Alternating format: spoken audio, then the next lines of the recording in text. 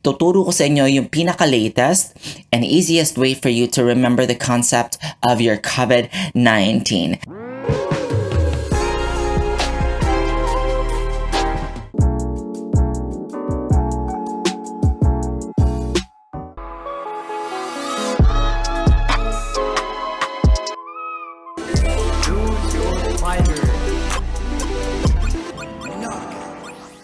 Welcome back to the newest, the coolest, at ang pinakamasayang kulto group sa balat ng YouTube. If you're new here, my name is Neil Gavin. I'm a registered nurse and I do have a degree in medical surgical nursing. I create contents to all the nursing students to help with their studies. If that's something that you are interested in, consider subscribing. If you're already a subscriber though, thank you so much for your love and support. I see you. I upload my educational contents 2 to 3 times a week, so don't miss that out. Subscribe to my channel, hit that notification bell so that you will be the very first to watch my newest uploads. Also, do not forget to give this video a big thumbs up and share with your friends, because that will really help me know that you like to see more contents like this. Without further ado, let's jump into the video. Hello everybody! Kagaya nga ng sinabi ko sa inyo ngayon, isang panibagong nursing discussion ang alay ko sa inyo, because for today we're going to discuss about COVID-19. Ang pag-uusapan natin ngayon for COVID-19, we're gonna discuss about the cause, the epidemiology, signs and symptoms of your COVID-19. Just so you know guys, that we're gonna have a series of discussions related to your COVID-19. So if you have any suggestions in regards to what topics do you want to discuss about COVID-19, let me know sa comment section sa baba, okay? Now in order for me to do that, I will switch back to my PC and I'll see you guys in a bit. Okay, so welcome back everybody sa ating formal discussion ng iyong coronavirus disease of 2019. Now, malamang sa alam kong narinig mo na ito at hindi na ito bago kasi ito nga ang ating new normal. Diba nga, nasa panahon tayo ng pandemya kung saan COVID-19 ang number 1, numero 1 kalaban natin mga healthcare providers at hindi lang healthcare providers. Basically, nating lahat. Now, let this be your nursing guide and reviewer in regards to COVID-19. Alam mo, there's actually 2 reasons why I decided to create this lecture, especially to all the Filipino nursing students and to all those nurses in the Philippines. Why? Una sa lahat, alam ko kasi sa mga susunod na mga upcoming exams, whatever exams that you're gonna be taking, this is going to be the major topic. So, OMG! Anong gusto kong i-point out? Mahalaga na ngayon palang solido na yung foundation mo when it comes to your coronavirus, ang iyong COVID-19. Pagbalik-balik ta rin ng mundo, tumambling, kumambirit ka man, maglakad ka sa bubog, mga ganyan, alam mo, hindi ka maliligaw pag usaping corona. Okay? Plus, para alam mo din kung ano yung kalaban mo, actually natin. Kasi sa panahon ngayon, kapag susyong-syong ka, girl, shoot ka, bawal lang mangmang, kailangan, importante, knowledge is power. Kasi lalo natin, lagi ito nating nakakasalamuha, lalo sa mga healthcare providers natin dyan, sa mga nurses. This, by bringing this topic and just having to watch this video, sisiguraduhin kong mare-review ka in regards to your corona. Ano yung mga dapat mong tandaan at mga basic na dapat mong malaman when it comes to your COVID-19. Now, let's proceed with the discussion. Before I further proceed, you guys, I would just like to inform you about, or tell you guys about the objectives of our today's lecture. Now, we're going to discuss about epidemiology. We're going to discuss about causes or cause, signs and symptoms of your COVID-19. Of course, hindi ito matatapos kung wala tayong quick recap. And we're gonna have a short quiz. Now, you guys, you gotta listen, okay? Makinig ka, shoot ka. Now, medyo mahaba nga po itong discussion na to when it comes to coronavirus. Now, I decided to actually create a series. What? So, what do I mean by that? Abangan mo yung mga next upload natin when it comes to COVID-19 kasi masyadong broad yung topic ng COVID-19.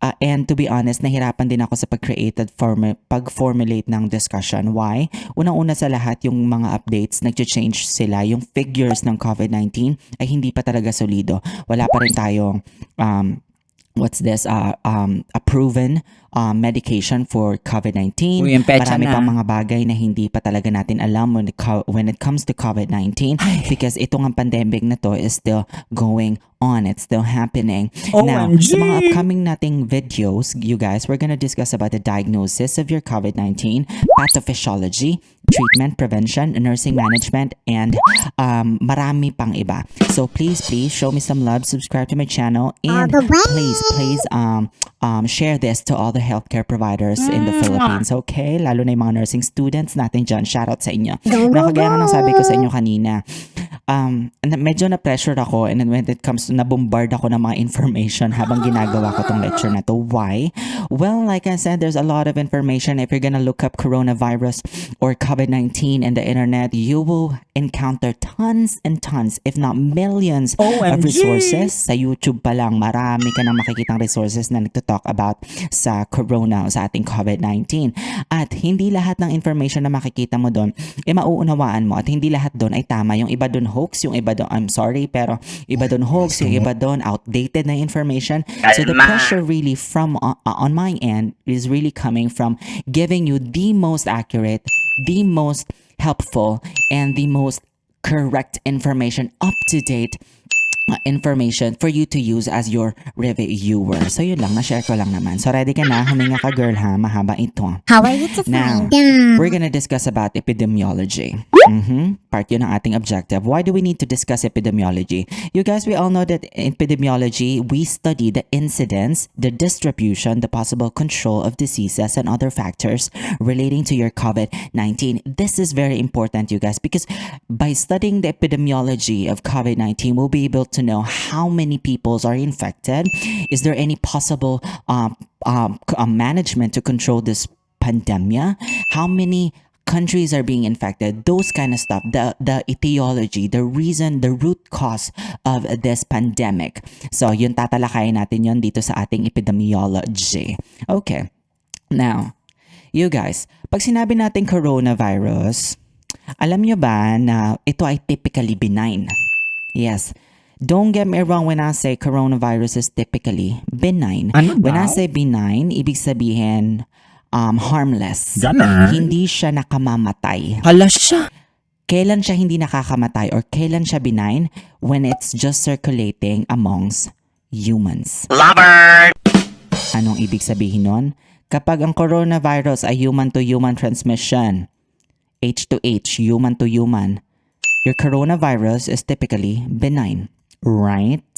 Okay. Now, I don't know if you know this, but just a fun fact, paano yun? Ganda ka ba, Just a fun fact, yung coronavirus natin, it causes almost 1/4 of the common cold illnesses. So kapag common cold illnesses, ano ba mga typically naiisip natin? It will heal on its own, right? Kaya nga ang minimal intervention lang binibigyan natin dyan. Ano yung mga healthy things mo dyan? O eat healthy food.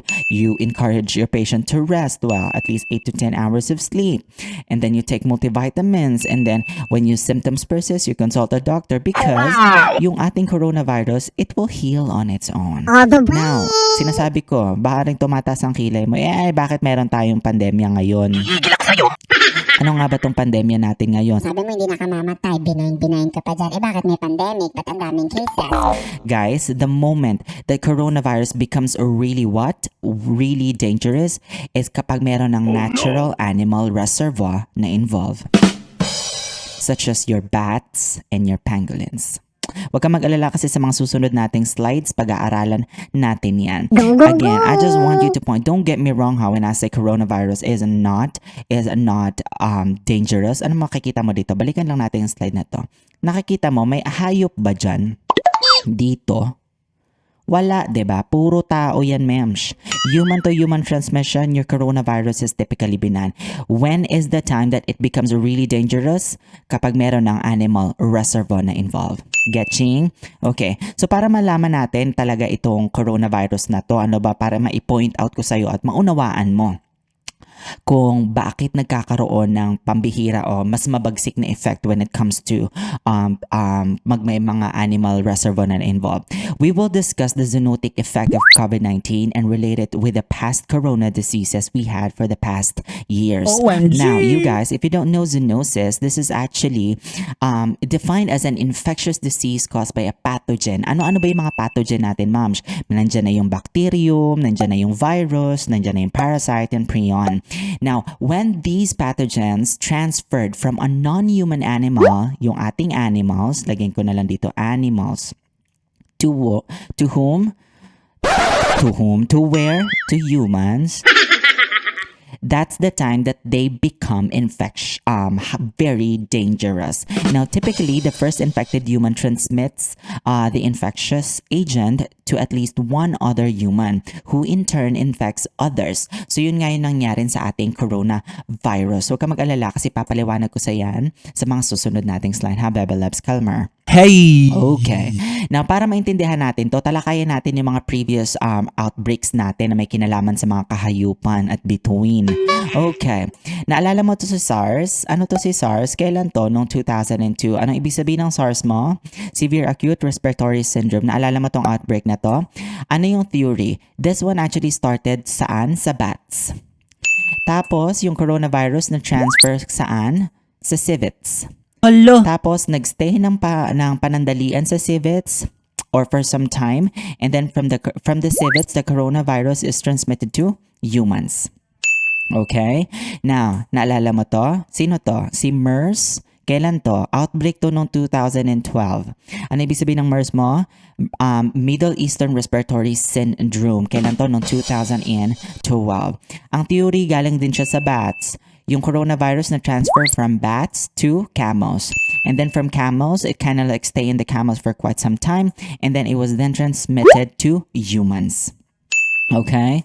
Now, itong COVID-19, pag-aralan natin ito, malamang sa alamang may idea ka na, pero emphasize ko lang, nagmula din po siya sa bats.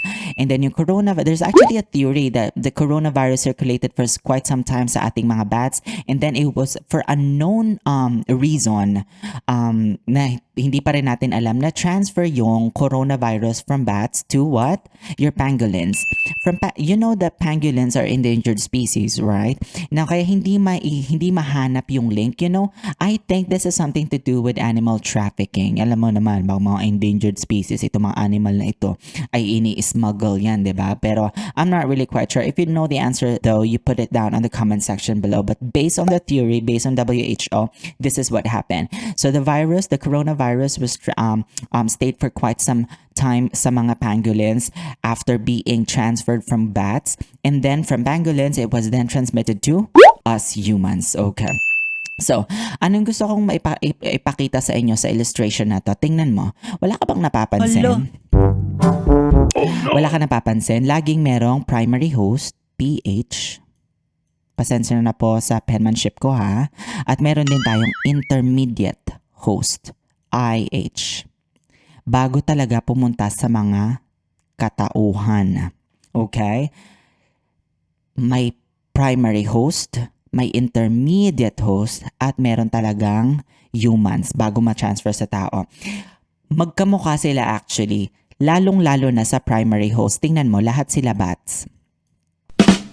Right? And then, ang ending, ang pinakakawawa tayong mga tao. Hey! Diba? Pero ano yung pinagkakaiba nila? Yung intermediate host. Intermediate host. Ayan o. Civets, camels, pangolins. Right? So, ano ibig sabihin nito? The more na natatransfer, ang coronavirus, pag na-transfer sa isang, sa bats, kagaya nito, sa COVID-19, sa bats, nag-mutate po siya. It undergone the process of mutation. And then, magsastay siya for quite some time sa pangolins, and then bago siya ma-transfer sa tao, it will also undergone mutation. Tandaan nyo na ang ating mga viruses are very flexible. They adapt to their host cell.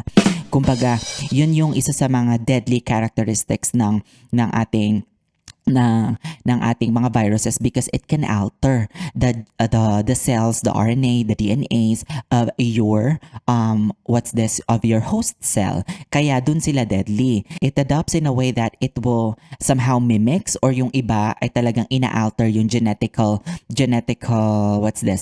composition ng iyong host cell, and that's the time that it becomes very deadly. During sa process ng pag-transfer from one animal to the other, and then sa humans, nakailang process ng mutation to? Nakadalawa. So, ibig sabihin lang nito, mas mabagsik, OMG! mas maliksi, No! mas matapang, mas agresibo, fiercer, bolder ang iyong coronavirus dahil sa process ng what? Mutation. So that is the importance why we need to study the zoonotic effect You guys, okay, ready ka na? Nag-getching bells mo yun? Proceed na tayo. Now, kumalma ka kasi may mga numerical values dyan, may mga mathematics dyan. Pag-aaralan kasi natin ng alin?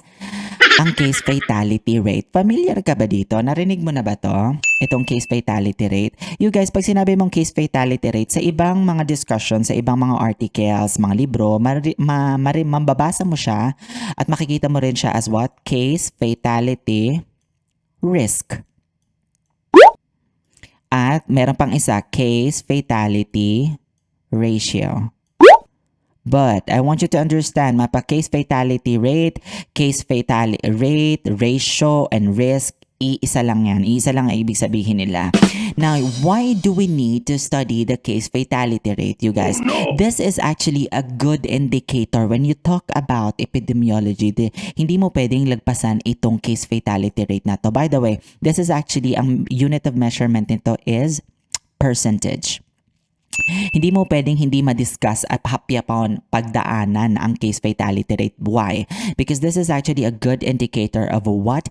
How dangerous, kung gaano karami yung namatay at na-infect ng isang virus or ng isang yes, in this case yung COVID-19. And that this will measure actually kung yung severity ng isang virus when it comes to how many people were reported death or and how many reported cases worldwide. Now, ready ka na? Kasi para mas maunawaan mo siya, papakita ko sa iyo. Umiikot na ba yung tumbong mo, ma'am? Kalma, okay? Pakita ko sa ito. Sabi ni Einstein, sabi niya, may tanong siya mga ma'ams. Sabi niya, paano ko nga ba i-calculate yung case fatality rate? Madali lang. Calculated as per definition. So, mas madali mo siya matatandaan. So, sabi dito, it is the total number of deaths divided by the total number of cases multiplied by 100. So mapapansin mo, sa formula pa lang na to, malalaman mo na kung ano yung hinahanap, kung anong ibig sabihin ng case fatality rate. Itong 100 na to, constant numerical value to, hindi na yan mababago. Ano yung pwede mo magkaroon ng mga varying figures dito, pwedeng tumaas? Itong yung number of deaths, of course, at number of cases. Since ongoing nga yung ating coronavirus, itong COVID-19, this number of deaths and cases na to, mahirap talaga makakuha ng eksakto since hindi pa talaga natin siya nasa-stop, hindi pa natitigil yung coronavirus ongoing. Ibig sabihin, every day nadadagdagan yung figures. So, again, your formula is the number of deaths over the number of cases multiplied by 100. Now, para mas maunawaan mo tong formula na to, we will go back to the previous illustration. I-compare na rin natin sila kasi ito po yung mga outbreaks natin, itong COVID-19 about na may kinalaman sa coronavirus. Okay, pag-aaralan natin yung case fatality rate nila tsaka para malaman natin yung comparison, ha. Now, nung SARS nung 2002, you guys, there's actually over 8,000 people from 29 different countries and territories were infected. OMG! And at least 774 died worldwide. The major part of the outbreak lasted about 8 months since the World Health Organization declared SARS contained on July 5 of 2003. However, several SARS cases were reported until May of 2004. But in total, as per WHO, ilan nga ang reported number of deaths natin? We have 800 out of 8,000 reported cases. If you're gonna multiply this to 100 at kukunin natin yung case fatality rate ng SARS noong 2002, ilan to? Comment mo sa baba, no cheating, bigyan kita ng time. Ilan? 10%. Okay, very good. Now, i-compare naman natin siya nung MERS-CoV nung 2012. Okay, so i-gets natin to. Gusto mo yan? So, nung MERS-CoV, how many number of deaths reported? There were actually 850 number of deaths. Worldwide na po ito. As compared to, this is out of 2,500 number of cases reported all over the world. If we're gonna get the case fatality rate of your MERS-CoV, nurses, give me the numbers. Okay, that is 34%, right? Mas nauna ako sa isang math. Ready ako, charet. Okay, ito yung Middle East Respiratory Syndrome Coronavirus, yung MERS-CoV. Okay? No, that was 34%. So, if you're gonna ask me, nurses, tanong, alin ang mas mataas ang case fatality rate at alin yung mas nakakapanik, nakakamatay, mas maraming namatay between SARS and MERS-CoV? Of course, based on the case fatality rate, it is the what? MERS-CoV in 2012. Now, dito tayo sa COVID-19 kasi ito yung recent talaga. Now, you guys, this figure that I have here, mind you as of 7/26 of 2020, July 26 nga po. At like I said, regularly ina-update po yung figures na to sa website ng WHO. Don't worry because I'll be putting the links on the description box. If you wanna try, if you wanna practice, if you really understood this, how to compute the case fatality rate, I suggest na pumunta ka sa website na nilagay ko sa baba, tapos kunin mo yung total number of deaths, tapos i-divide mo yung total number of cases doon, ha? Tapos ilagay mo, i-comment mo sa baba, lagyan mo na rin ng mark kung anong date yon, ha? Para updated tayo every single day. Laban na yan! Okay, so like I said, this is as of 7/26 of this year. So, ilan na nga? Ang sabi ng WHO, there is actually how many number of deaths? 648,914 number of deaths worldwide. And this is out of how many reported of cases worldwide? 16,230,817 reported cases. Again, worldwide po ito. If we're gonna get the case fatality rate of your COVID-19, how many is that? How many is that? That is what? 3.9%. Or if you're gonna round it off to a whole number, you will get 4%. Ooh, interesting. Pandemya ang COVID-19 pero ang case fatality rate niya is between what? 3.9% to 4% lang as compared to MERS-CoV. Ang MERS-CoV natin, meron tayong 34% case fatality rate. Bakit? Hindi mo ba ito napapansin? Divisor mo. How many number of cases? 16 million, almost 16 million. Kumpara mo dito na 250. Remember sa division natin, the more na mas malaki ang divisor mo, the more na mas maliit yung answer. Right? Now, I really don't want to give this impression na hindi naman pala nakakamatay, hindi ako magpapanik. Yung mga nag-overreact, so nag-OA lang sila. No. I don't want you to disregard this figure right here. Look at this figure. How many number of deaths? 648,000, more than 600,000 all over the world. You guys, ang dami ng cases ng nanamamatay at ang dami rin ng reported cases. And you guys, bago ko makalimutan, itong reported number of cases na to na 16 million, hindi pa yan lahat yon. Remember, meron tayong mga asymptomatic patients, mga asymptomatic carriers. Hindi nila alam na meron silang COVID-19 only because they don't have the symptoms. They appear to be perfectly normal. So that means, itong divisor natin na to, itong reported number of cases na to, ay pwedeng tumaas o bumaba. Well, technically, pag na-report sila, tataas yan.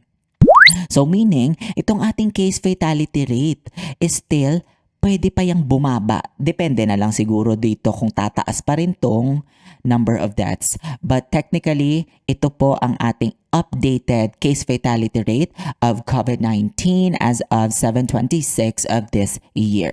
This is actually resulted nga sa ongoing pandemic. Now, as of July 27, more than 15 million cases na nga po. O, bigyan ko same figure ha. More than 16,308,119 cases are reported all over the globe or across the globe. At ito, ilan yung countries na affected ng pandemic na to? 188 countries. And there's actually a total of what? 644,000 number of deaths. Kumalma ka. Okay. At ito yung nakaka-good vibes dito, guys. Tingnan mo tong recoveries na to. Alam ko na overwhelming to siya. Pero if you're gonna take a look, maging positibo na lang tayo sa panahon ng pandemya. Tingnan mo naman to, ma'am. Ang dami ng cases ng recovery, oh. Basahin natin yung figure ha. 9,969,209 recoveries all over the world. Laban na yan. May pag-asa. Charot. Okay. Alright. So, malino na sa'yo yung case fatality rate ha. So, ayan na yan. Ilaban na natin tayo. Next na. When we also talk about epidemiology, hindi natin pwedeng hindi isama ito. Oh no! Familiar po kayo dito, nurses, sa equation na to or sa numerical symbol na ito? Ano ibig sabihin nito? This is actually pronounced as R not. Hindi po yung RO. O hindi lang ako na-typo dyan. Talagang ganyan talaga siya isulat. Pero ang pronounced dyan ay R not. Now, ano ibig sabihin nito, Neil? Ang ibig sabihin ng R not is like I said, this is a mathematical term that indicates how contagious an infectious disease is. It is also referred to as the reproduction number not. Again, anong gusto kong tandaan mo ditong keyword? When you see this figure, when you see this term or narinig mo yung R not, they are talking about the degree of spreadability. How contagious, how quickly. In simple term, degree of spreadability. Gaano siya kabilis na papasa mula sa isang tao papunta sa isang tao. Nasasagutin natin yan kung medyo malabo ka pa dun, ha? Kung hindi ka pa nakakita, ito po siya. Now, R naught tells you the average number of people who will contact a contagious disease from one person with that disease. It specifically applies to a population of people who were previously free of infection and haven't been vaccinated. Now, ito, pag-aralan natin, ano bang R naught ng ating COVID-19? R naught? Ano ba talaga? R naught. Sorry. R naught ng ating COVID-19. Ito nga po ay 2 to 3. 2 to 3. Papaliwanag ko yan sa'yo in just a little bit. Okay, paliwanag natin yan. So, sabi 2 to 3. So, depende kasi itong 2 to 3 na to kung saan mo siya babasahin o kung ano yung kukunin mo. Pero kukunin natin yung safest. Sabihin na natin 3 according sa WHO at CDC. So, paano mo to i-explain? Okay, makinig ka ha, Bebe Labs. Sa isang taong may COVID-19 confirmed case, wait lang, burahin ko to para hindi masyadong masagwa. Ayan, okay ka na? So, kukunin natin to. Paano to nakukuha? So, sabi nila 3. Okay. So, sa isang taong may pasyente na positibo sa COVID-19, we will call this patient as what? Your Bisaya ka girl, index patient. Index patient, primary patient, iisa lang yon. Yun yung infectious patient. Siya yung may dala ng corona. Gets? Okay. Sa isang pasyenteng may COVID patient, ilang pasyente ang kaya niyang ibiktima? Ang sagot? 1, 2, 3. So sa isa palang pasyente na positibo sa COVID, kaya niya yung ipasa sa tatlo pang pasyente sa pamamagitan ng respiratory droplet or meron tayong studies yung fecal oral route. Kapag magkasama yan sila sa isang office o sa isang bahay tapos umubo ito at yung mga respiratory droplets na yun ay mapunta sa T-zone area ng face nitong mga taong ito, anong mangyari? Pwede silang mahawa. Tawagin natin to silang, itong grupo na to, tawagin natin silang first contact. You gets? Gusto mo yun? Okay. So, first contact to. So, tatlo. Itong first contact na to, ilang pasyente ang kaya nilang hawaan kada isa? So, sabihin natin ito, si first contact patient number 1. Number 1, A, B, C.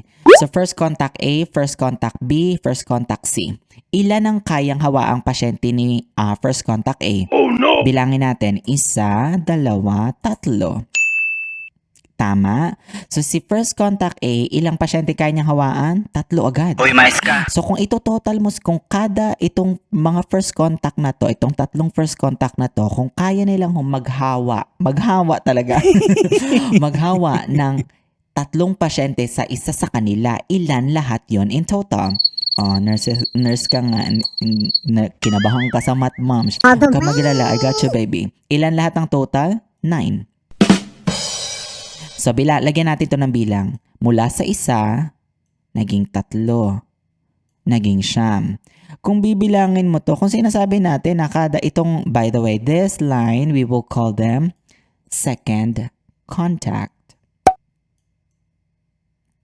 Okay, right, gets? First index patient, first contact, second contact. Huwag ka maliligaw ha. Now, tawagin natin to sila by batch, by cluster. Second contact A, grupo-grupo. Second contact B, grupo-grupo. Second contact C, Grupo-grupo yan. Remember, sa isang pasyente, pwede niyang ipasa sa 3. Ang total nun, siyam. 1, 2, 3, 4, 5, 6, 7, 8, siyam. Wow! Siyam na pasyente. 3 cluster ito, 3 grupo na tagta-3 miyembro. So, ilan yun in total? You guys, you have 27. See? If we talk about the R0, ganito po siya yung degree of spreadability ng COVID-19. So, tatawagin natin itong third exposure. So, tatanungin mo ko, kung susundin natin itong guideline na 3 ng WHO, sa isang pasyente, kaya niyang ipasa sa 3. Mula dun sa 3 pasyente na yon, kada isa kaya manghawa ng 3 pa ulit.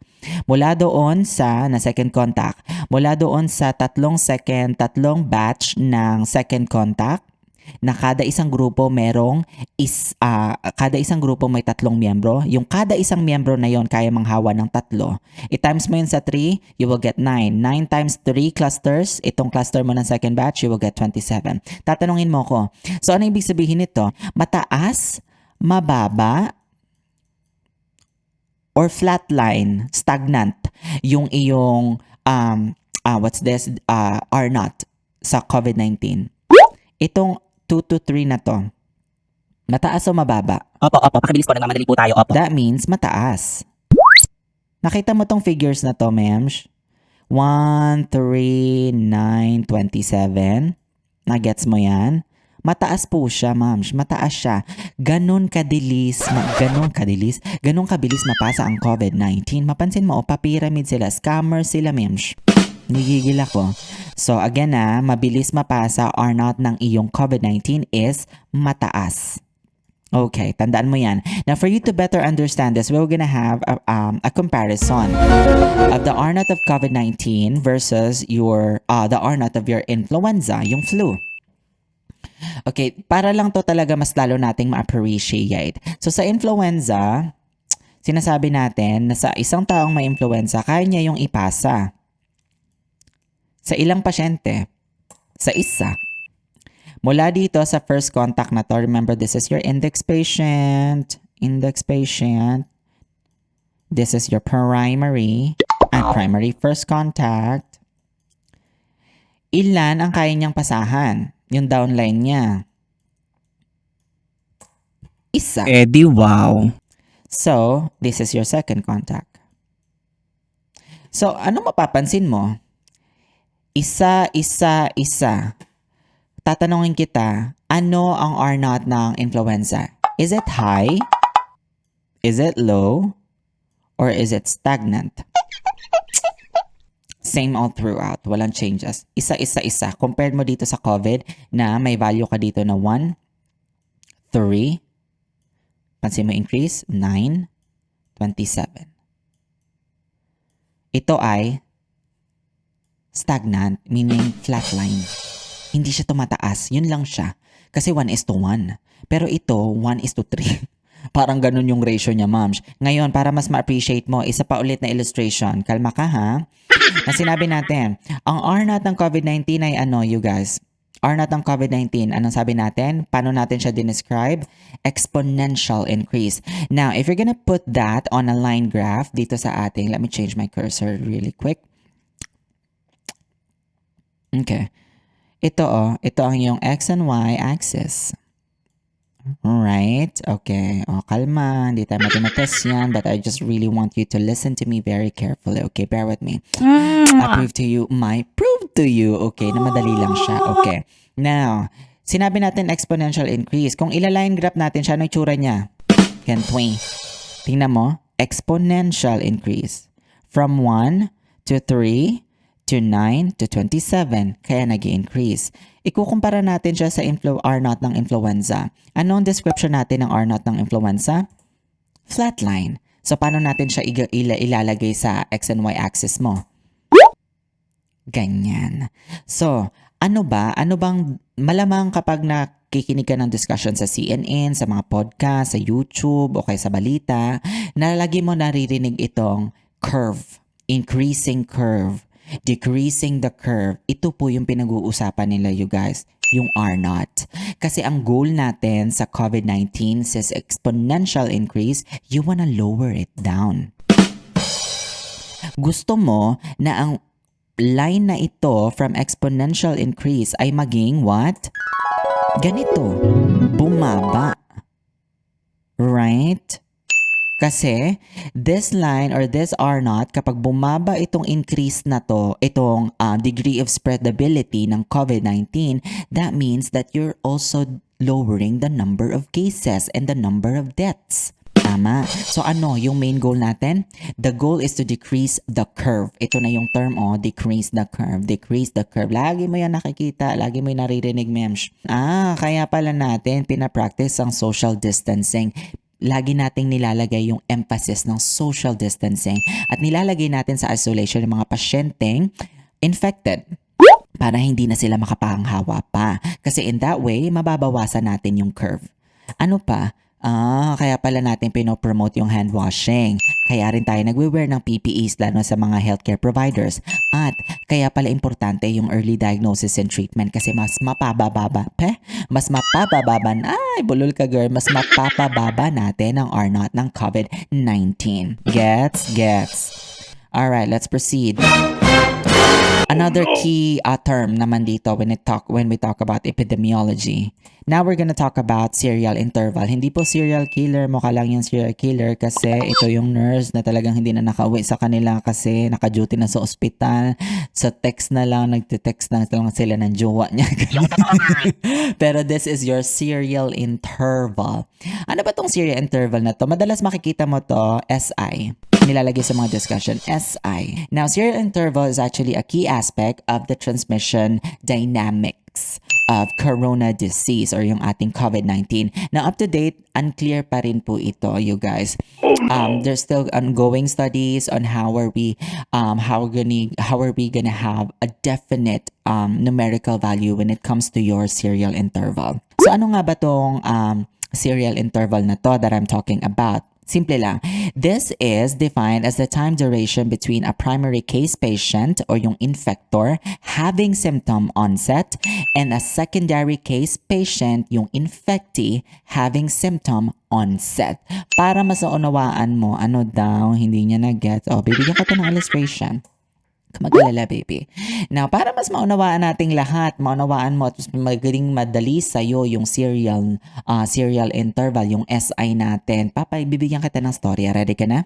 Okay, you guys. I want you to meet Gregorio Magalpok. Okay? Si Gregorio Magalpok ay isang positive COVID-19 patient. Positive po siya. Siya ang ating index patient. Right? Dahil ito ay hindi naniniwala si GCQ, isang mga netizen na ayaw paawat sa paglabas kahit na pinapatugtog na sa radyo at telebisyon ang kanta ni Kim Chung bawal lumabas, sige pa rin harot ni Vakler, labas ng labas, ayan, nagpositive siya. Now, let's just say that from today up until 14 days, he is having his symptoms. We will call this his period of infection. Once again, kailan yon? From today. So we will count that as day 0. Tingnan natin ang marking. Onset. Today is day 0. Let's just say na 14 days siya nagkaroon ng symptoms. So from day 0 to 14 days, this is Gregorio's period of infection. Meaning, from today up to 14 days from now, nagkaroon siya ng simptomas. Gets? Okay. During this period of infection of Gregorio Magalpok, dahil nga matigas ang ulo nito, lumabas siya. Nagkaroon siya ng interaction kay Aling Puring. Ito, favorite character ko kasi to. Si Aling Puring. Si Aling Puring. Si Ata Shinchi. Oo. So, nilagay ko siya dyan kasi parang cute-cute niya. Para mag-note, para medyo mabalanse, nakaka-cute yung mga anis niya, mga facial expression. Anyways, okay. Na-encounter niya to. Kailan niya na-encounter to? Let's just say na na-encounter niya to noong day 2. Tignan natin, day 2. Day 2 ng kanyang period of infection. Again, na-encounter ni Gregorio Magalpok si Aling Puring nung ika-day 2. Simula nung nag-start yung kanyang symptoms. Okay? Tapos, itong si Aling Puring, kung hindi mo natatanong, ang chismosa mong kapitbahay ay maraming comorbidity. comorbidities o mga pre-existing condition. Nandyan na ang hypertension, na andyan na ang, as you say, meron na rin siyang DM. Lahat na talaga sinalon ni Aling Puring. Puring. Okay, meron din siyang DM. Meron siya niyan. So, nung na-encounter niya itong si Gregorio Magalpok nung day 2, later that day, she started to show symptoms. So, we will count this as what? Your day 0, which is the onset of her symptoms. And let's just say na nagkaroon din siya na yung period of infection niya is for 14 days. Oh no! So, ano yung SI para mo siya matatandaan? From the onset of symptoms of Gregorio Magalpok up until the onset of symptoms of Aling Puring. Itong gap na to, ayan, we call that what? Serial interval. At sa coronavirus, ano ang serial interval mo as per WHO and CDC? 5 to 7.5 days. Meaning, you can expect, paano mo siya i-interpret? You can expect that from the moment na nag-start yung onset ng symptoms ng iyong index patient, magka-count ka ng 5 days. Kung meron siyang nagkaroon siya ng first contact o napasa niya yon, yung first contact niya na si Aling Puring, asahan mo na sa mga susunod na 5 or 7 to 5 days, magkakaroon siya ng simptomas. Yun. Serial interval SI, your serial interval for COVID-19 is what? 5 to 7.5 days. Okay? This is one of the remarkers nga that will determine how dangerous a certain virus is. OMG! Aside ito sa ating R0. Yung R0 mo, huwag ka malilito. Degree of spreadability. Meaning, pinag-uusapan mo doon kung gaano karaming tao yung pwedeng mahawa. Yung yung SI, yung serial interval, anong pinag-uusapan mo doon? Pinag-uusapan mo doon yung symptoms. Kailan mo aasahan na mag-start yung symptoms ng secondary contact mula sa primary contact? That is actually determined from the onset of symptoms from the day 0 of your, when the onset of symptom of your index patient to the onset of symptom of your first contact. Sa COVID-19, ano yun? 5 to 7 days. So, anong indication itong 5 to 7 days na to? At itong R0 at SI na to. Na huwag ka mag-alala kasi we will correlate the two indicators, yung R0 at yung SI. Excuse me. R0 at SI. In a bit, I promise you that it will make more sense. I just wanted to have a thorough discussion about your R0 at yung SI, okay? Now, what does this means? Sabi natin ang SI ng COVID-19 is what? 5 to 7.5 days. Is it high? Is it low? Or is it stagnant? So, ito ay high. I will give you a point of comparison mamaya, ha? But I would just like to, I want you to understand that the SI value of your COVID-19 is high. Kasi nga 5 to 7.5. Now, what does this mean? The shorter the SI, the more dangerous the virus is. The larger the SI, the better. Again, just be mindful na ito pa rin siguro, I guess, ito na lang yung mga dapat nating ika-thankful na rin. Hindi ko alam kung dapat pa ika-thankful. Pero yes, positive side, pasalamat tayo you guys na ang SI ng COVID-19 is 7.5. 5 to 7.5 days. Mamaya explain ko sa iyo. But the shorter the SI, the more dangerous the virus is. Okay, proceed na tayo. Again nga, serial interval is the indicator of what? Speed of transmission. Isa siya sa mga good indicator ng speed of transmission. Now, ano yung SI mo ng COVID-19? 5 to 7.5 days. Now, let's have a comparison. Ang sabi natin, itong COVID-19, yung SI level niya is high at yung R0 niya is high. 'Di ba? Paano ko nasabing high? Kasi paano nating nasabing high? Kasi sa isang index patient you can from ito yung bilang natin, you can that index patient can transfer how many or can infect first contact exposure 3. That 3 can infect 9. That 9 can infect 27. Mataas, mababa. Yung totoo, mataas. Kaya R0 mo is mataas. Ang sabi natin, mataas ang SI nito kasi kung lalagyan mo siya dyan ng bracket, ang simptomas kung kailan mo makikita ang SI nito mula dito sa first contact is 5 to 7 days. 5 to 7.5 days. Ano daw? Kalimutan ko na siya. 7.5 days. Tapos mula dito, 5 to 7.5 days. Mula dito, 5, nakalimutan ko yan. 5 to 7.5 days. Okay. Symptoms onset ang SI, wag malilito. So ito ay mataas o mababa? Mataas. So COVID-19 have an R0 and SI a value that is directly proportional. Pasalamat tayo dahil kung ang SI ng COVID-19 is mababa. Oh no! Imaginein mo, mas lalaki pa tong bilang nito. Girl, kalma. Kasi ibig sabihin, kung shorter yung time period, kung kailan magmamanifest yung symptoms ng nahawaan, mula doon sa kung kailan nag-start yung symptoms ng primary patient, ng index patient, ay mas mababa, let's just say mga 2 Oh, hindi. or 1 day or 3 days. Nako, itong number na to, lalaki to, mas malaki to. Now, para mas maunawaan mo, para maunawaan mo itong concept na to, let's have a comparison with influenza. Ang SI po ng influenza at ang R0 ng influenza ay directly proportional din. Pareho po silang mababa. May decreasing value. Diba sabi natin ang bilang 1:1? This is your R0. Kung lalagyan mo ng bracket sa influenza, yung SI niya, ilang days bago mo makita yung symptoms mula doon sa index patient, sa onset ng patient, dun sa SI value niya, dun sa gap mula dun sa onset ng symptoms ng index patient hanggang dun sa onset ng symptoms ng primary patient. Ilang days? 2 to 5. Tapos dito, 2 to 5. So, kung ikukumpara mo siya sa COVID-19, mataas, mababa, stagnant. Mababa. Ayan mababa to, ma'ams. Ilan sa COVID-19?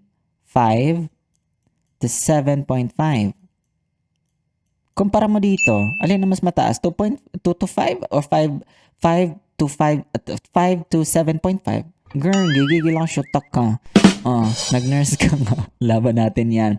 Now, the rationale of SI and your R0 is, this will actually, like I said, paulit-ulit ako, pero ito talaga ito. This will determine the course of action. How strict, how aggressive our action will be in an attempt to really decrease or lower the curve. Okay? So, I hope naintindihan mo yan. For sure, naintindihan mo yan, girl. Gigigil ako sa'yo.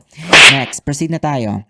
Now, we're gonna proceed with the cause. Ano nga ba ang cause ng yung COVID-19? Now, before we talk about that, I would just like to give you a brief background about the naming. Kasi, I don't know, I feel like there's some bit of confusion kasi iba-iba tayo ng tawag sa COVID-19. Pero magkasundo tayo. Kasi nung una, tinawag talaga siyang 2019 Novel Coronavirus. 'Di ba? Tapos mula sa novel corona, tinawag din siyang Wuhan coronavirus. Why? Because it got its name from the place of its origin, which is sa Wuhan, China. Pero according ito sa ating World Health Organization, WHO, tinanggal nila ito. Ginawa nila itong COVID-19. Now, why is that? Bakit po? Kasi they really want to focus on the disease itself. They don't want any stigma na gusto nilang tanggalin sa isipan nating lahat na ang coronavirus has something to do with or linked with geographical location, race, or weather condition. I'll explain ko sa'yo bakit. Geographical location, bakit? Sa China lang ba may corona? Di ba may 188 countries nga? Kalma. So, it's nothing to do with geographical location. Sa race, bakit? Chinese lang ba? Or mga Asians lang ba may corona? Hindi ba may Caucasians? May mga Indiano, may Pakistani, may mga taga-Europe, lahat. Walang kinaputi, itim, kayo manggi. bungi or may ngipin, lahat pwedeng magkaroon ng corona, apektado ng coronavirus.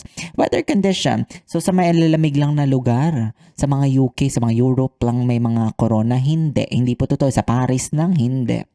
Kahit sa ibang bansa, kagaya ng bansa ng Saudi, sa Philippines na tropical countries, there's still a lot of cases of your coronavirus. I just need to change my position. Mag-iisang oras na ako nagsasalita. Okay, so malino na sa'yo na. Pag-usapan lang natin to ng very quick lang yung kanyang origin. Now, it was first identified in December 2019 where in Wuhan, Hubei, China.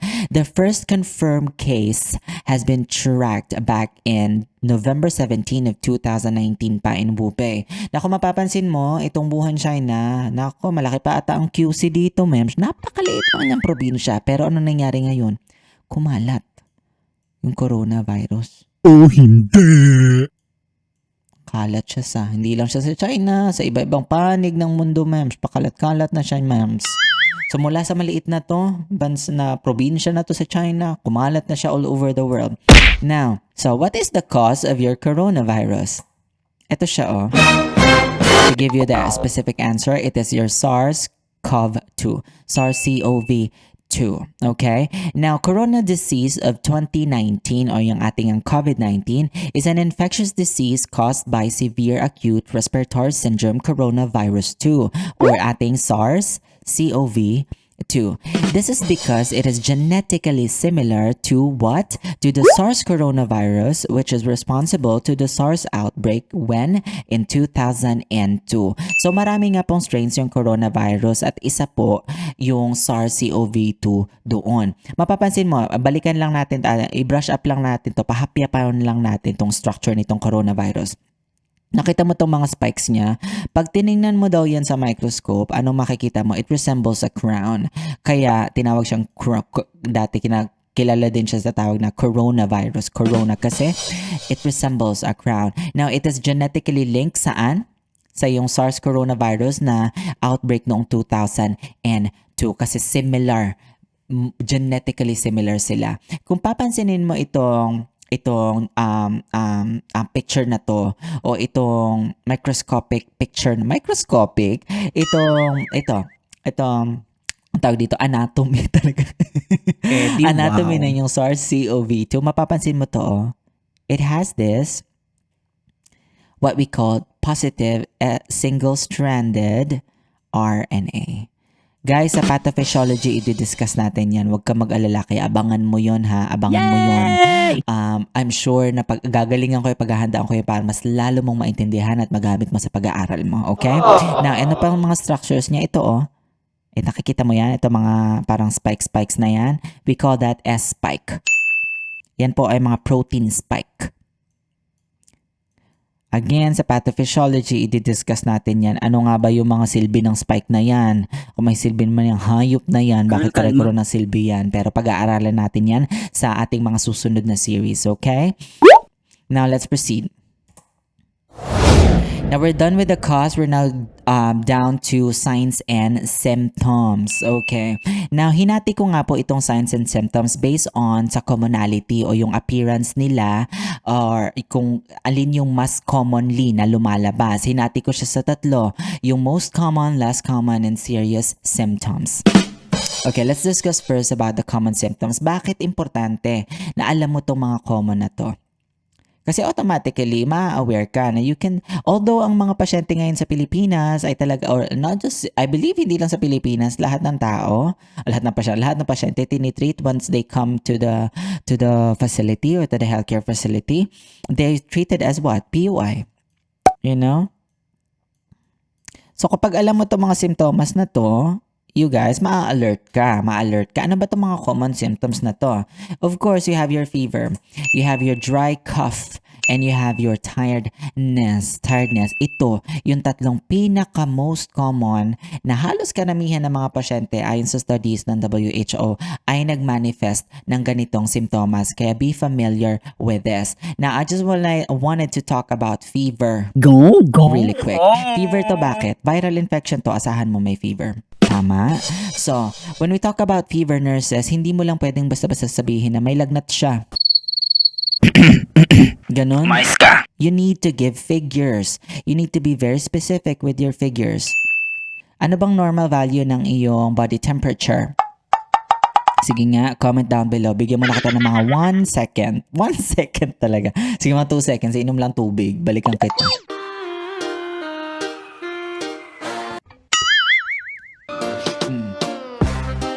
Okay, ang normal value, na-type mo na ba? Ang normal value natin dito ay, if we're gonna talk about Fahrenheit, ang normal value mo sa Fahrenheit is what?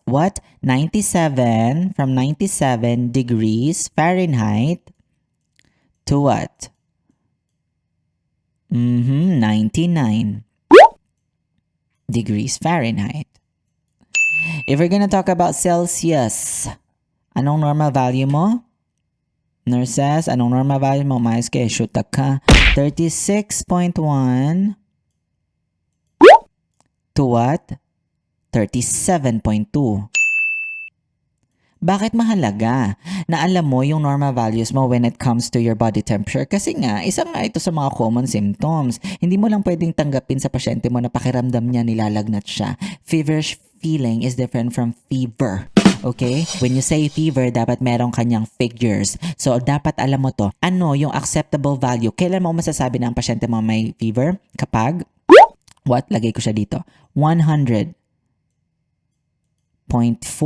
degrees Fahrenheit ang pasyente mo. Or in Celsius, that is, what? 38 degrees Celsius. This is now the time that you can conclude that yes, your patient is having a fever. Okay? So be mindful of your normal values. Sa pathophysiology din na i-discuss natin sa mga next nating series,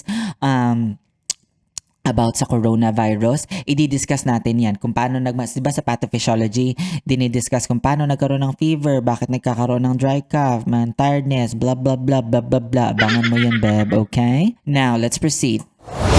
Ano naman yung mga less common symptoms? Okay, pasadahan natin. Meron tayong aches and pains. Meron tayong colds and sneezing. Meron tayong sore throat. Meron din tayong diarrhea. We have conjunctivitis. We also have headache. We also have a rash on the skin or discoloration of fingers or toes. Bakit kaya may ganito? Bigyan kita idea kasi silent hypoxia ang iyong, 'di ba? Sa ibang mga article, sa ibang mga babasahin at mga educational materials na makikita mo, tinatawag din nila tong coronavirus as silent hypoxia. Paano kaya nagkakaroon ng hypoxia? Malalaman mo yan sa susunod nating discussion about pathophysiology of your COVID-19, diagnosis, treatment, vaccines, all in all, lahat ng yan, okay? At ito pa, meron pang isa, loss of smell. Alam mo, share ko lang sa inyo yung experience ko, you guys. Alam mo ito yung madalas kong na-encounter. OMG! I know that it's not the most common signs and symptom and it's probably not the cardinal sign of your coronavirus. Pero sa lahat ng mga pasyenteng nakita ko nag-COVID-19, positive sa COVID-19, initially they will report as loss of smell. Mind you guys ha, wala silang ubo nun, wala silang sipon, walang ganun. Nawala lang, naputo lang agad yung talaga yung pang-amoy nila at panglasa nila. And then, they will go to the testing facility and they will find out after 3 days or mga 2 days na ganyan na meron nga silang corona. At ito lang yung symptoms nila. Wala lang, tip lang. Baka sakaling na-encounter mo or kung ano yung mga common signs and symptoms na na-encounter mo sa pasyente mong may COVID, ilagay mo sa baba para magsilbing reviewer din para sa ating lahat ha. I-comment mo yan. Okay, na dito na tayo sa mga serious symptoms. Pag sinabi nating serious symptoms, ano to? Ito yung mga late stage na. Yung tipong napabayaan na, yung sinawalang bahala, yung akalang, ay, hindi ako mamamatay sa COVID. O yung talagang may mga comorbidities, may mga pre-existing condition. Madalas, iba yung epekto sa kanila ng virus kasi yung iba, hindi na, o kaya may mga immunocompromised. Sa kanila, simpleng ubo, alam nyo naman yun, pag immunocompromised, yung ubo sa iba, sa kanila pneumonia na, ganyan. Ano yung mga serious symptoms natin? Dapat mong tingnan, DOB and SOB. Naandyan na ang chest pain or pressure. At naglo-loss of speech or movement na rin sila. So, itong tatlo, ito yung mga late signs and symptoms mo na pwedeng magsabi sa'yo na, ay, seryoso na to, life-threatening. These symptoms could be really life-threatening na for my patient. Now, on average, it takes 5 to 6 days from when someone is infected with the virus, 5 to 7 days, sorry, from when someone is infected with the virus for symptoms to show. Ito nga yung SI. Naalala mo pa si SI? Ay, yes. Okay. So, anong SI natin ng COVID-19? 5 to 7.5 days. Okay? Yun ang kanyang SI value. So, however, it takes, may ibang mga studies na sinasabi nila na 14 days. Kaya pala ay na-advise dati 14 days in quarantine or home isolation kapag na-infect ng coronavirus. Pero may iba na nag-extend pa yon up to 24 days. Oh no! Pero ngayon, alam ko sa Pilipinas, pinapractice na lang 3 days. I'm not really sure. 10 days. Ganyan. Tapos pwede ka nang ilabas. Mga ganyan.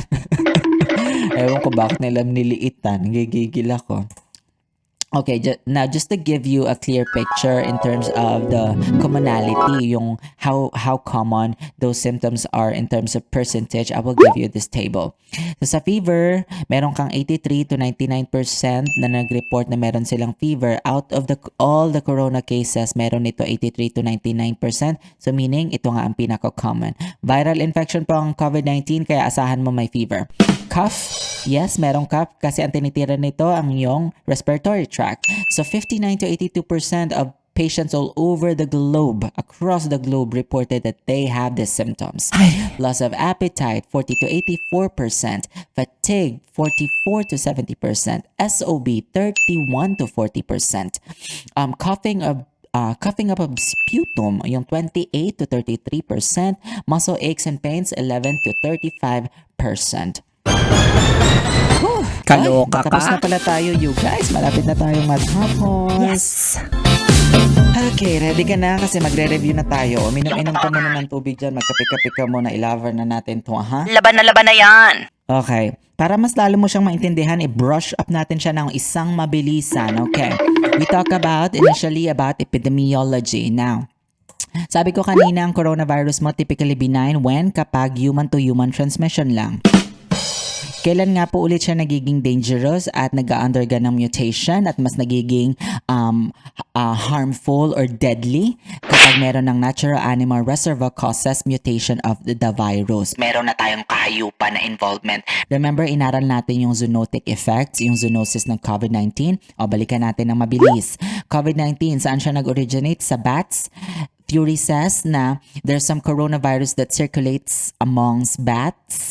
Ano ba tama ba English ko? Among the bats? Within, yes. Sa mga bats, yun, may coronavirus na nag-circulate. And then what? Nag-transfer sa pangolins. And then from pangolins, it was then transmitted to humans. Ano yung gusto kong tandaan mo when it comes to zoonotic effect? Meron ka ditong primary host. Meron kang intermediate host. Bago ka mapunta sa iyong main host. Main host sa iyong human. Ito na sa final. Dito na, kada transmission, may mutation na magaganap. OMG! This mutation makes your virus deadly, bolder, fiercer, more smart. They adapt to their host cell. Okay? Now, proceed na tayo. Sa concept pa rin ng epidemiology, we talk about what? Case fatality rate. Okay, now what is case fatality rate? It is the proportion of deaths from a certain disease compared to the total number of people diagnosed with disease for a particular period of time. What is the formula? What is the formula, nurses? Number of deaths over number of cases multiplied by your constant value, 100. Okay, like I said, kunin mo yung case fatality rate. I challenge you, ilagay mo siya sa comment section sa baba kasi daily to ina-update. Yung case fatality rate na binigay ko sa'yo ngayon, yung figures na yun as of 7/27. Okay, so inform me, ilagay mo sa baba, lagyan mo rin ng timestamp.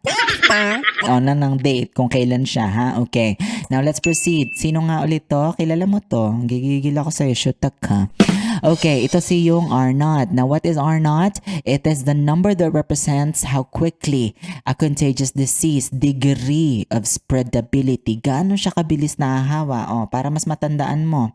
Balikan natin to. Ang isang pasyenteng nagpositibo sa COVID, ilan ang pasyenteng kaya niyang pasahan kapag bumahing, umubo, or through oral fecal route? 3. Mula sa 3, makakahawa yung 3 na yon ng 9 kasi kada isa sa kanila kayang mag-infect ng 3. So 9. Mula sa 9 na yon, mag-i-infect ng 27. 9, 27. So when we talk about the R naught ng iyong COVID-19, is it high, low, or stagnant? It is high.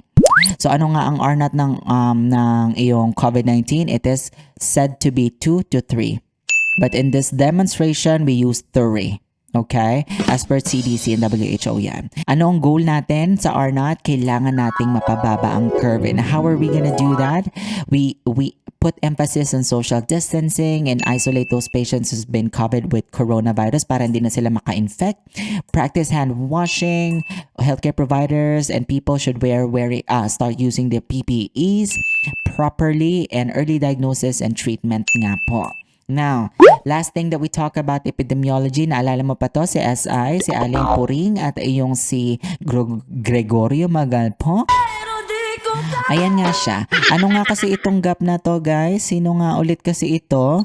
Ang gap na to mula sa onset ng symptoms ng index patient, mula sa onset ng symptoms ng iyong first contact exposure.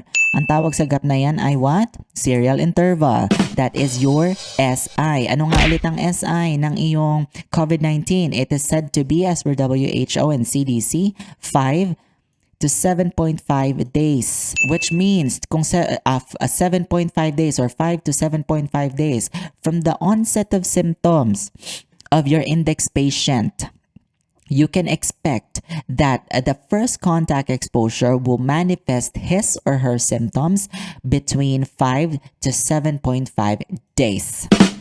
Gets? Okay. Now, ito yung figures mo. Coronavirus, anong SI and R naught value niya? High. Directly proportional. Is it a good thing? Somehow a good thing. Somehow a good thing. Kasi kung imagine mo, kung yung SI mo mas mababa kagaya ng comparison natin sa influenza, nako, mas mahihirapan tayong i-mitigate at kontrolin itong coronavirus. Kaya, kahit papano, we should be thankful. Somehow be thankful for this. I know the pandemic, there's really nothing good about pandemic, but come on guys, sa mga panahong ito, kailangan natin maging positibo at manampalataya. Okay? Now, ano nga ulit ang cause ng yung coronavirus? SARS-CoV-2. Saan nga ito nag-originate? Sa Wuhan, Hubei, China. Ang first reported cases nga po nito ay noong December 2019. Okay? I'm sorry. The first reported confirmed case nga po nito is noong November 17 of 2019. Kailan siya first na na-identify? Noong December 2019. A month after. Okay, ano yung mga most common symptoms ng iyong coronavirus? We have fever, dry cough, tiredness. Nurses, be mindful of your normal values, huh? Okay. Less common symptoms, you have your aches, cold and sneezing, sore throat, diarrhea, conjunctivitis, a rash on skin, or discoloration of your fingers. You have your headache at loss of smell and taste. Ano yung mga serious symptoms na magsasabi sa'yo na seryoso na to, na deadly na, pwedeng nasa late stage na ang yung pasyente? OMG! You have difficulty of breathing or shortness of breath, chest pain or pressure, loss of speech or movement. Ano nga ulit ang average SI mo sa COVID-19? 5 to 6 days. Okay, ready ka na? Okay, ito na tayo sa ating pa-quiz ni Mayor. Short quiz po ito. I will give you 11 items and I'll give you 5 minutes to answer these questions. I'll be back shortly, okay?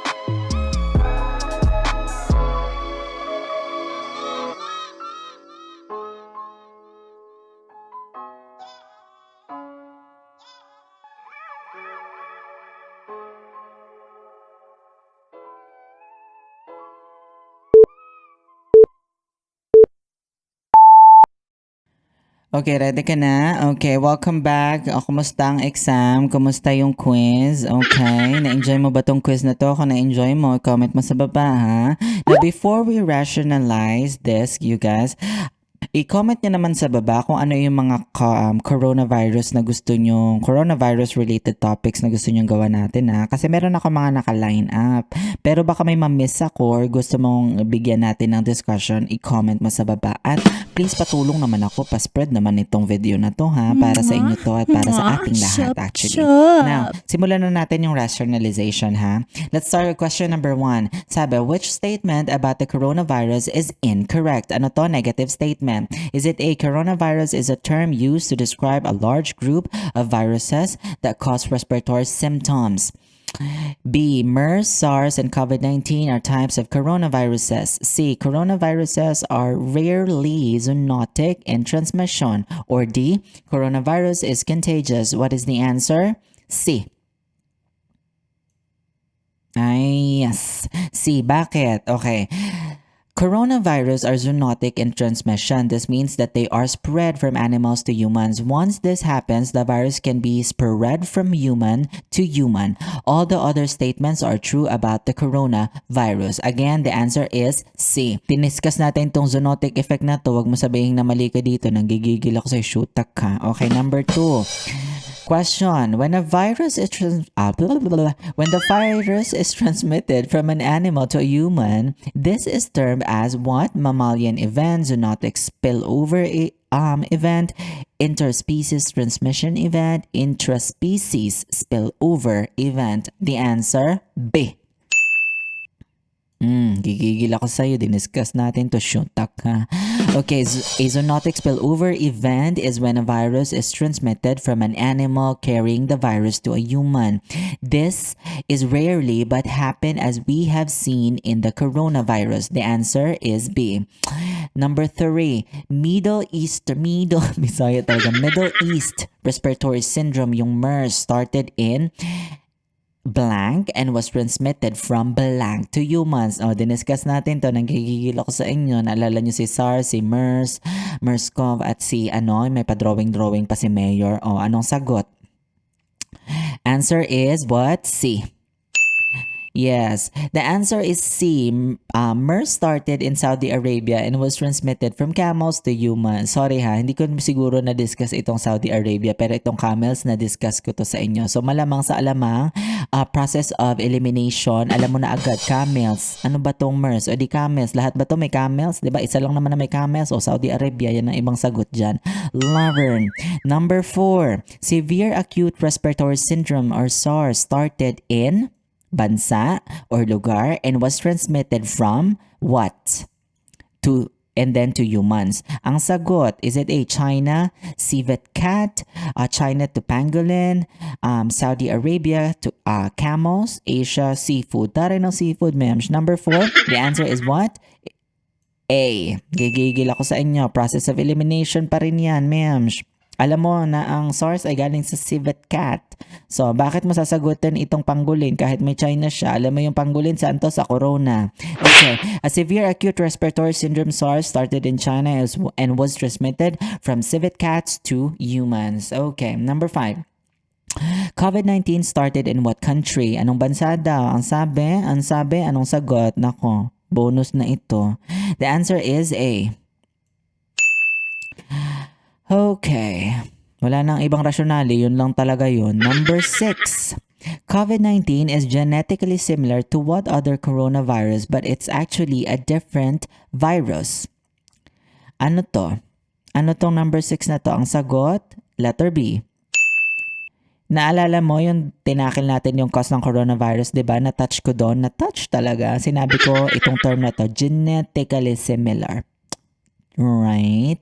So yes, Labern sa SARS. SARS na naging cause ng what? Outbreak noong 2002. Okay, number 7. What is the name of the virus that causes COVID-19? Ano nga yun? Nurses? Sasapukin kita kapag mali ka dito. Ang sagot, letter D. SARS-CoV-2 o yung Severe Acute Respiratory Syndrome Coronavirus 2. Alright? Number 8. How is COVID-19 primarily spread to others? Paano nga ba siya? Primarily, key term. Primarily, naka-all caps. Ano nga? According sa CDC. Ano to? The answer is B. B. Yes.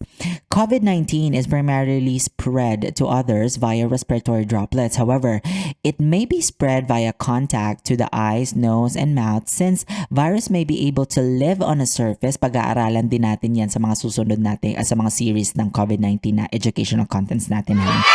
Live on a surface, more research is needed at this time to investigate other routes of transmission. Okay? Number 9, select the signs and symptoms of COVID-19. Fever, cough, sore throat, fatigue, shortness of breath. The answer, nurses, pinag-aralan natin to.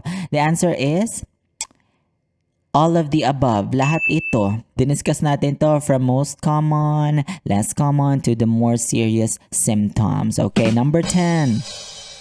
At this time, what are some preventive measures that nurse can teach the members of the community on how to prevent acquiring COVID-19? Select all that apply. Nako, mga ganitong klase ng question lumalabas din sa board exam. So, prevent acquire. Ano pinag-uusapan natin dito? Mga health teachings mo in preventing or lowering down the what? The R0. Ano yun? Sabi natin dito, is it A, hand washing, wearing a face mask when going around others, covering mouth and nose when sneezing and coughing, avoiding others who are sick, staying home when sick? Ano nga ang sagot dito sa number 10? All of the above. Kasi ito nga yung mga measures natin para ma-mitigate natin or mapalower natin ang curve. Naalala mo yon si X and Y? Okay. Hindi lahat ng X ay masama. Ay, charot. Okay, now number 11 na nga po tayo, you guys. So, true or false, a person with COVID-19 can transmit the virus even though they are asymptomatic. Totoo ba to or mali? The answer is true. Remember mo nung sinabi natin may mga asymptomatic patient na hindi pa nasasama doon sa total number of case natin worldwide nung diniscuss natin yung SI, yung serial interval. Ito yun. So the answer here is true. Kahit na asymptomatic po sila, they are still an active carrier, meaning they can transmit virus. May pasintomas o wala, so long na they are confirmed to have COVID-19, they can be able to transmit that virus from one person to the other.